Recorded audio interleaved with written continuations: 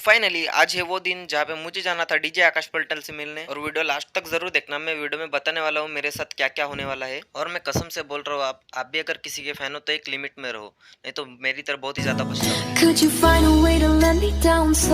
मुझे कल रात को आता है जवादे साउंड वालों का कॉल, और मैं उनको झूठ बोल के चला जाता हूँ चंद्रपुर, क्योंकि मुझे मिलना ही था आकाश पलटन से और मुझे लेना था एक सेल्फी। और आप लोगों को यकीन नहीं होगा, मैं आधी रात को भी उठ के देख रहा था कि कब सुबह होने वाले है। मैं रात के 3 बजे तक जागे ही था, मुझे नींद ही नहीं आ रही थी आकाश पलटन से मिलने की खुशी से। और फिर 5 बज जाते हैं तो मैं भी उठ जाता हूँ हर दिन की तरह, और फिर मैं भी हर दिन की तरह महादेव के 11 रुद्रों से शुरुआत करता हूँ। और जिन जिन को जानना है महादेव के 11 रुद्रों के नाम लेने से क्या फायदा होता है, वो मुझे कमेंट जरूर। वैसे तो जो लोग भोलेनाथ की पावन कथा महाशिव पुराण पढ़ते हैं, उनको तो बताने की जरूरत नहीं कि 11 रुद्रों के नाम लेने से क्या होता है। फिर जिसको जानना है वो मुझे कमेंट करे, मैं उन्हें जरूर बता। फिर मैं नहा धो के हो जाता हूँ रेडी, और आज मैं जैसे बस में चढ़ता हूँ मुझे आज वो लड़की भी दिखती है।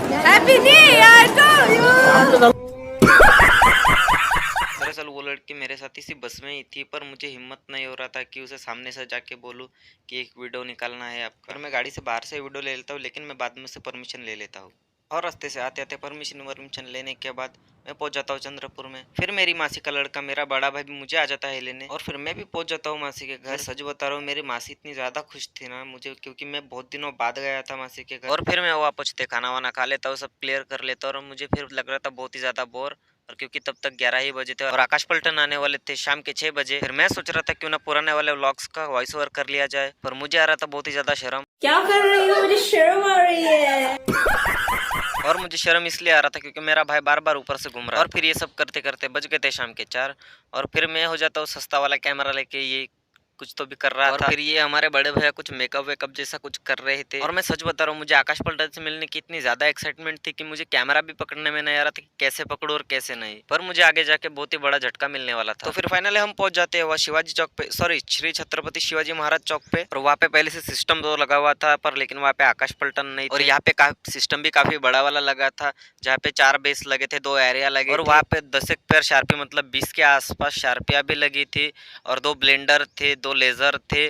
फिर थोड़ी देर में गाड़ी वहां से चली जाती है और हम भी गाड़ी के पीछे पीछे जाने लगते हैं। और मेरे भाई को इतना ज्यादा गुस्सा आ रहा था ना, पर वो सिर्फ मेरे लिए कोऑपरेट कर रहा था। और फिर मैं जो जयगुरु साउंड का सिस्टम ऑपरेट करता हूँ, ये उनका भांजा चलता है। मैं चंद्रपुर में आया हूँ तो ये भी मेरे लिए चला आता है। आधे घंटे से ज्यादा गाड़ी के पीछे घूमने के बाद गाड़ी फाइनली रुकी जाती है। फिर वहां जाने के बाद होती है फिर से हर एक चीज की बराबर से टेस्टिंग, और फिर कैमरा उठा के मैं भी थोड़ा सा मारने लगता हूँ कैमरा के सामने शाइनिंग। और पता है, जैसे मैं इस लड़के को बोलता हूँ मैं 70 किलोमीटर दूर चामोर्शी से आया हूँ सिर्फ और सिर्फ आकाश पलटन को देखने, तो उसका भी चेहरा कुछ ऐसा ही था।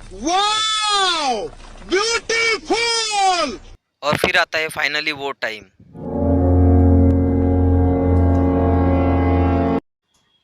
अभी आपने देखा आकाश भाई ने मुझे हाथ दिखाया कि ऊपर जाने के बाद, और मैं माँ कसम बोल रहा हूँ, मैं तब से वहीं पे खड़ा था। गाड़ी जहाँ जहाँ जा रही थी मैं वहाँ जा रहा था। और मैं भैया को ऐसा भी बोला मैं स्पेशली आपको मिलने के लिए 70 किलोमीटर दूर से भी आया हूँ। और उसके बाद से उन्होंने मुझे इतना ज्यादा इग्नोर करना चालू किया ना, फिर मुझे मेरा भाई इस हालत में देख के मुझे कुछ तो भी एक चालू करके देता है जिसमें वो भी दिखते और मैं भी दिखता हूँ। और तब से मुझे कल रात से की हुई हर एक गलती का पता चल रहा है। सिर्फ और सिर्फ आकाश भैया की वजह से मैंने एक जन का भरोसा भी तोड़ा। फिर मेरा पैसा वसूल होना तब चालू हुआ जब ये दोनों आंटियां आके उन्हें बहुत ही ज्यादा भला बुरा बोलने लगी। और पता है ये दोनों आंटियां क्या बोलती है उन्हें? वो बोलती है कान लाए पैसे दे। और ये सुनते ही मेरी भी हालत कुछ इसी तरीके से वो भैया इन आंटियों को कुछ तो भी समझा बुझा के भेज देते, लेकिन आंटी की वो बात सुन के मेरे अंदर के सारे गिले शिकवे दूर हो जाते। जब हमारे महाराष्ट्र के नंबर 2 वाले ऑपरेटर को कोई ऐसा बोल सकता है, फिर तो हम अभी भी सीख ही रहे हैं।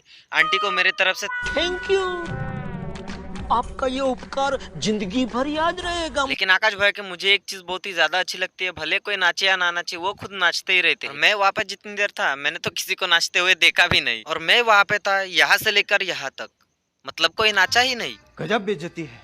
और अभी लास्ट में आकाश भैया ने एक बात बोली थी जिससे मुझे बहुत ही ज्यादा बुरा लगा। वो बात आकाश पलटन ने बोली थी, आप लोग हो इसलिए आकाश पलटन है, नहीं तो आकाश पलटन इज नथिंग। और अगर ऐसा ही हुआ होता था तो आप हम जैसे फैंस की एक बार कदर कर लिया करते थे, जब मैं आपको बोला था कि मैं आपके लिए आया हूँ स्पेशली 70 किलोमीटर दूर से।